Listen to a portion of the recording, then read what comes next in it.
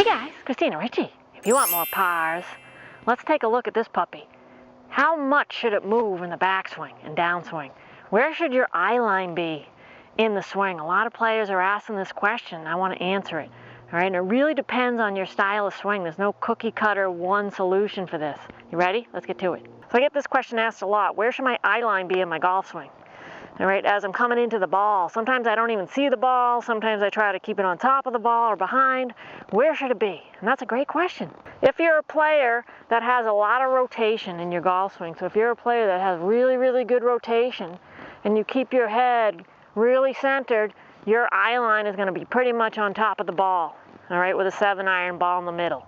If you're a player that has more horizontal forces, you like to have a little bit more of this without the slide, but it's a little bit more horizontal, your eye line is most likely going to be behind the ball. All right, so that's really important. How much does your head move throughout the swing? All right, it can move a little bit. We don't want it to move a lot, but if it moves a little bit, it's okay. But if it moves none at all, that means you have really good rotation as long as your pressure's good. All right, so everyone's different. It really depends on your mobility and your swing style. All right, so there's different ways to use forces.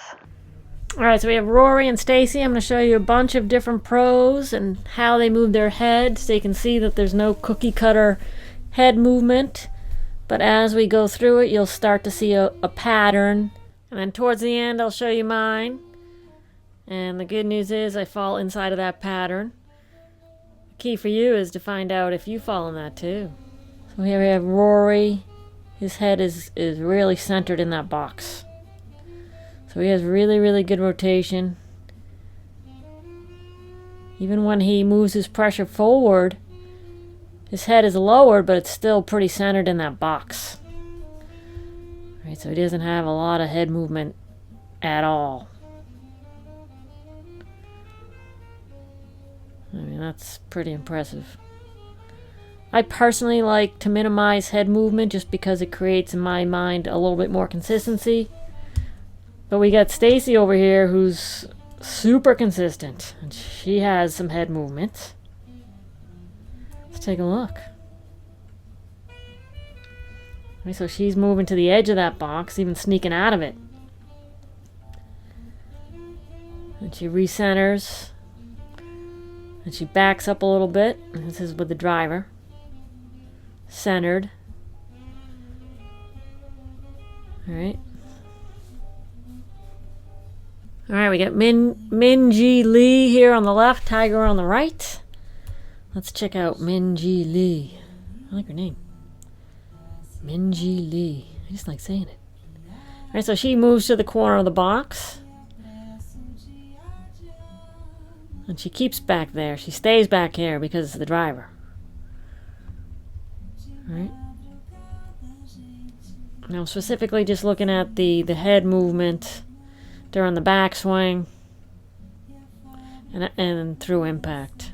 Because obviously we want the head to go through after we strike.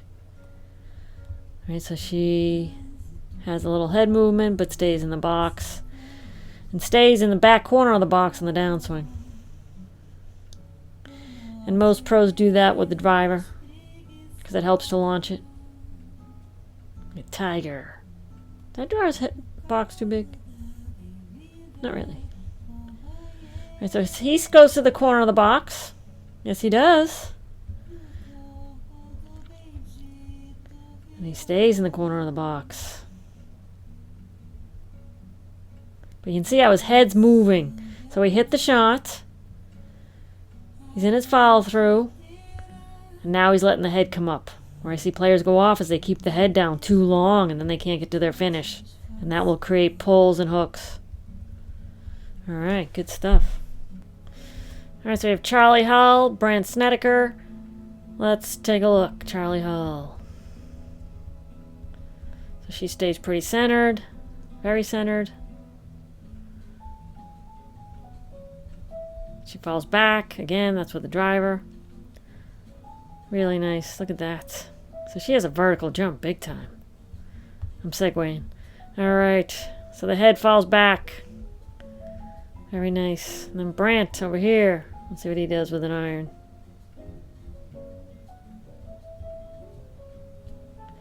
So he moves to the corner of the box.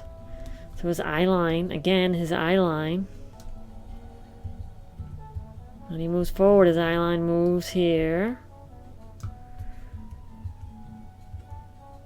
Now he's right on. He's got a lot of head movement. Now his eye line's right on top of the ball. Just after. So he's a lot of horizontal movement. We'll talk about forces in another tip. That's very interesting. Alright, so there's no cookie cutter swing. That's my point. Alright, so he had quite a bit of head movement, but he's still in the box. Alright, so the key is stay in the box. You'll be in good shape. The moral of this tale, stay in the box. Alright, so here I am. Let's see how I do with the head. So I have a lot of horizontal move in my swing. I like that horizontal force. So I think players that have that kind of move tend to have a little bit more head movement. So I'm going to go right to the corner of this box because I'm moving my pressure. I actually kind of move it with my upper body. My whole trail side is moved over to that corner. That helps me get my pressure loaded into my backside. And I move my pressure back, but I'm staying in the box. So that's really the key. Are you staying in the box? And is your eye line and head behind the ball or right on top of it? All right. If you get ahead of it, you're in trouble. But if you stay behind it, slightly behind it or on top of it with an iron, you'll be just fine. All right, then you can see I'm letting my head come through on the follow through. That's key. It's still in the box, but I'm seeing the ball. All right, so that helps me get through the shot so there's no stall out. Players that keep their head down too long stall out because their head is down too long. Let's check the driver. And so there's my little head move, going right to the corner. Don't put baby in the corner. Okay, so there in the corner. But I'm not out of the box. So that is the key. Back in the center. Alright, so there it is. Not bad. Alright, so I'm good. Eye line is here behind the ball. I'm in the box. Life is good.